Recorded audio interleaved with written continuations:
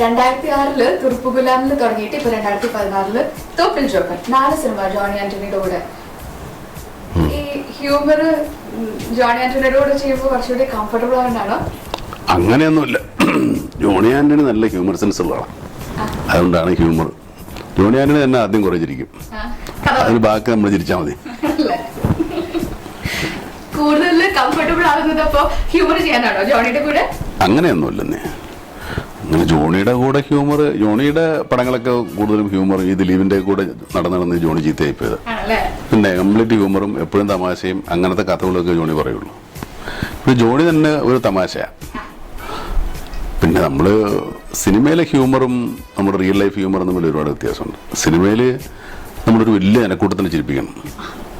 സാധാരണ റിയൽ ലൈഫിൽ നമ്മുടെ 1-2 3 സുഹൃത്തുക്കൾ നമ്മുടെ ചുറ്റും കൂടി ഇരുന്ന് പറയുന്ന തമാശകളാണ്. ചിലപ്പോൾ ആളുകൾ സിനിമയിൽ കണ്ടാൽ ചിരിച്ചെന്ന് വരില്ല. സിനിമയ്ക്കായിട്ട് പ്രത്യേക രംഗങ്ങൾ ഉണ്ടാക്കേണ്ടി വരും. അതിന് കുറച്ച് തർക്കമില്ലാത്തൊരു വൈദഗ്ധ്യമുള്ള ആളാണ് ജോണി. ഈ തോപ്പിൽ ജോപ്പനിലാണെങ്കിൽ ഇതൊരു കംപ്ലീറ്റ് പാക്കേജ് ആണ്. അപ്പൊ ഡാൻസ്, പാട്ടിന് പാട്ട്, ഫൈറ്റ്, ഡയലോഗ്, ഹ്യൂമറിന് ഹ്യൂമർ. ഇതിൽ ഏതായിരുന്നു ഏറ്റവും കൂടെ ചെയ്യാനായിട്ട് കംഫർട്ടബിൾ ഡാൻസ്?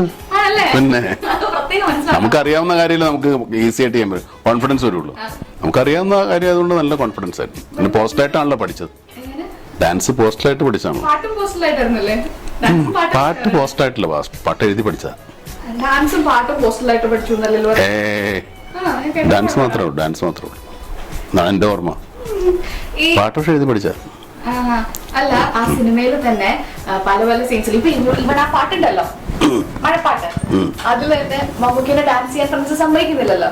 അവർക്കിപ്പോ ആ പെണ്ണിന്റെ ഒരു നമ്മൾ ഓട്ടയ്ക്ക് എന്ന് വിചാരിച്ചിട്ടാ. ആ പാട്ട് സത്യമായിട്ടും ഡാൻസ് ചെയ്യാൻ അറിയാത്തോണ്ട് അങ്ങനെ തന്നെ ആക്കിയതാണോ, അത് ശരിക്കും അങ്ങനെ തന്നെ ഡാൻസ് ചെയ്യാൻ അറിഞ്ഞിട്ട് അവർ സമ്മതിക്കാനാണോ ആ പാട്ടില്? ഏത് സീനിലോ? അത് റിയൽ ആയിട്ട് അതൊരു ഹ്യൂമർ ആവട്ടെ എന്ന് കരുതിയിട്ടുണ്ടായിരുന്നോ? ഇയാളാണ് എന്റെ ആള്. എന്താ ഉദ്ദേശിച്ചത്? എന്നെ പറ്റിച്ചാണോ? അത് ശരിക്കും ഇവരങ്ങനെ തന്നെ ഉദ്ദേശിച്ചതാ. എന്നിട്ട് എന്നെ പ്ലീസ് ചെയ്യാൻ വേണ്ടിയിട്ട് നമുക്ക് എന്ത് വിചാരിക്കും എന്ന് വിചാരിച്ച് നമ്മളിങ്ങനെ ആക്കിയിട്ടുണ്ട്, കംഫർട്ട് ആക്കിയതാന്ന് പറഞ്ഞിട്ട് അങ്ങനെ ആക്കി. എനിക്ക് എന്റെ ഡാൻസിനെ പറ്റി എനിക്ക് നല്ല കോൺഫിഡൻസ് ഉണ്ട്, അവർക്കില്ലാത്തതിന് ഇപ്പൊ ഞാനെന്ത് ചെയ്യണം? ശരിയാണല്ലോ. ഈ തോപ്പിൽ ജോപ്പന്റെ ഈ സ്റ്റോറി എത്ര നാൾ മുന്നേ ജോണി ആന്റണി വന്ന് പറയുന്നത്?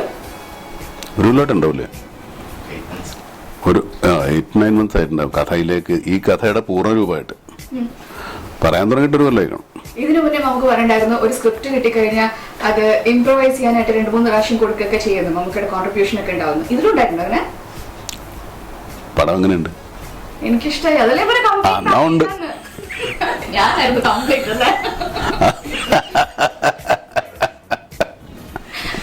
എന്ന് ഞാൻ പറയുന്നില്ല. ഇതൊരു കൂട്ട് ആയ ശ്രമമല്ലേ എല്ലാവരുടെയും, സംവിധായകന്റെയും എഴുത്തുകാരൻ്റെയും അഭിനേതാക്കളുടെയും മറ്റ് ടെക്നീഷ്യന്മാരുടെ എല്ലാം കൂടെ ഉള്ളൊരു കൂട്ടായ പ്രവൃത്തിയുടെ ഫലമാണ് സിനിമ നന്നാവുന്നത് ചീത്തയാവുന്നത്. എവിടെയെങ്കിലും ഒന്ന് പഴച്ചാൽ പോയി. പക്ഷേ പഴക്കാതെ ഇപ്പൊ തിയേറ്ററിൽ സക്സസ്ഫുൾ ആയിട്ട് ഓടിക്കൊണ്ടിരിക്കുകയാണ് തോപ്പിൽ ജോപ്പൻ. അതെ. ഈ ആഴ്ച റേഡിയോ മാംഗോ സ്പോട്ടിൽ എൻ്റെ കൂടെ ചാനലുണ്ടാവും.